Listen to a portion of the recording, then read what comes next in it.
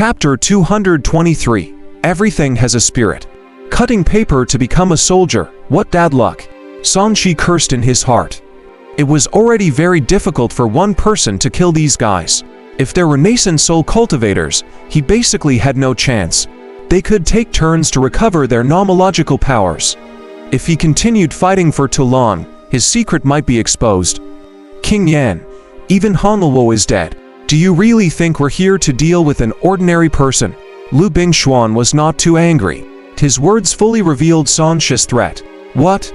A green flame figure in the distance exclaimed. Hanluo's life-saving means can be said to be number one among our four guardians. Are you joking? Yell now when you get here. Lu Bingshuan couldn't be bothered to explain.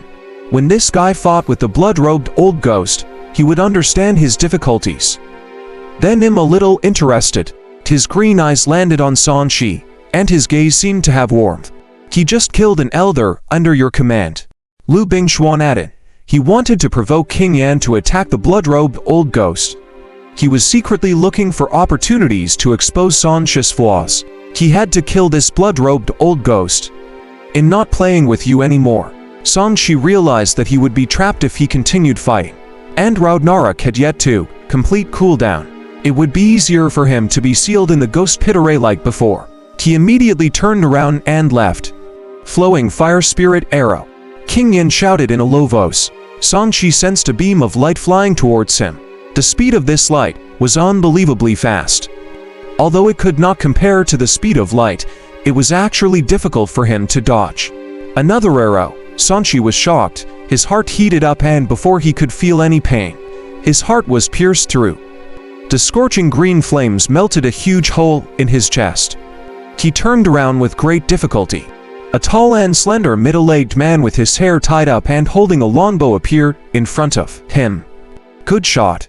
Qingyan did not see the fear he had expected. He looked surprised. There's really a problem with him. How can he be so calm? That will of you. I'll come and kill you in the future. Clean up first and wait. Sanshi grinned, and his figure disappeared into thin air. This time, he did not appear beside anyone else. Luke and the others, who were already on guard, were nervous for a moment. In the end, they did not see the blood-robed old ghost launch a sneak attack. They looked at each other. Where-ish? Could he have escaped? That's way too amazing. How can he escape in front of two nascent souls? King Yan looked at Lu Bingshuan. What exactly happened? How could he escape our perception in an instant? I didn't see through it either. Lu Bingshuan sighed. Before you attacked his vital points, I had already tried a few times.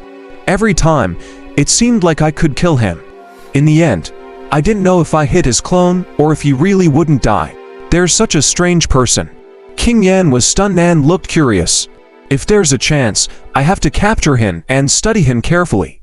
The problem is, he's not easy to catch. Lu Bingshuan's head hurt. He could not help but think of the mysterious golden light emitted from the blood-robed old ghost's body. There was a hint of greed in his eyes. He yearned for that power. In Silken City, in an ancient well in the backyard of the Song residence, it was already autumn and winter. The well water had dried up, and only the bottom still had water. Suddenly, a person appeared out of thin air in the middle of the ancient well. Back home again, Sanshi muttered. In order to escape the pursuit of the two nascent souls, he simply chose an alternative resurrection point. He patted his waist and took out a silver-white snake scale the size of a millstone. This thing did not have any spirituality, but its material was exceptionally hard. It was not damaged at all even after colliding with the golden spear several times. It's a numinous artifact level material.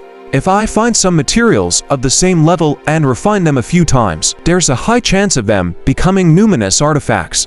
Unfortunately, it's a defense dharma treasure. What's the use of it for me? Sanshi shook his head with a look of disdain. I will sell it for money. He humphed. Although he had failed to kill Lu Bingshuan this time, he had obtained a numinous artifact's material from him.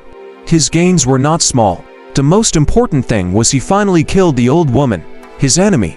At the thought of this, the spoils of war he obtained from killing the old woman appear in his hand.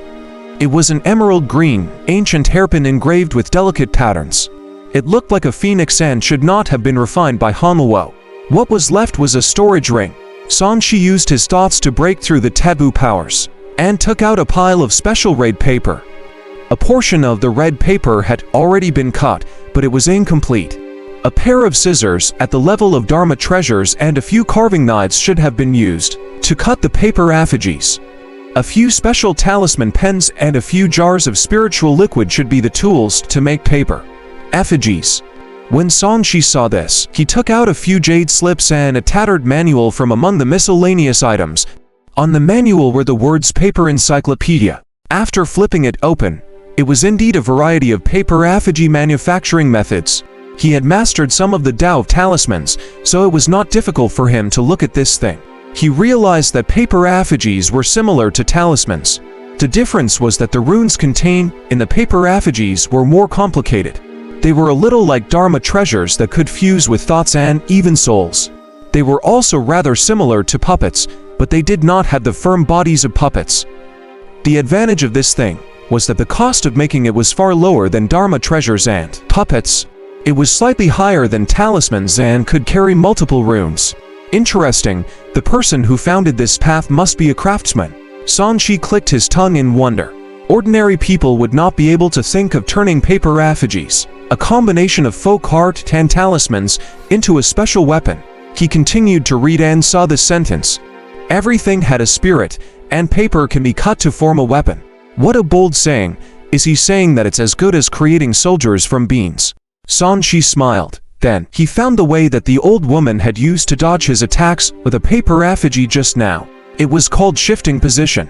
It was not a paper clone, but a rune similar to a teleportation talisman was engraved on the paper effigy, achieving the effect of turning the paper effigy into a substitute. He looked at it for a long time and finished browsing through the relevant content before sorting out the other things. Hanluo's paper cutting inheritance and hairpin numinous artifacts were the most valuable.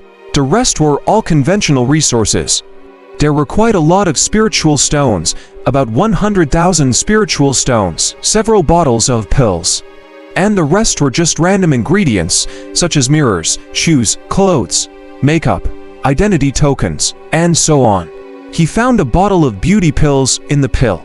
Sanshi was enlightened. No wonder the old woman looks so tender. This pill can lock one's youthful appearance. Sanshi opened it. There were actually a few more inside.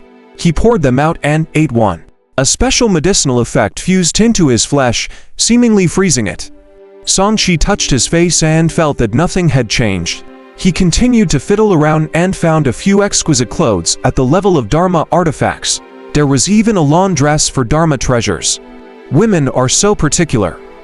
After Sanshi finished organizing his things, he patted his heaven and earth pouch and stepped out of the ancient well. The dilapidated scenery that he had expected did not appear. The manor he saw this time had actually been tidied up by someone. There were no spider webs that filled the sky, the dust that was everywhere was cleaned up, and the weeds were all cleared.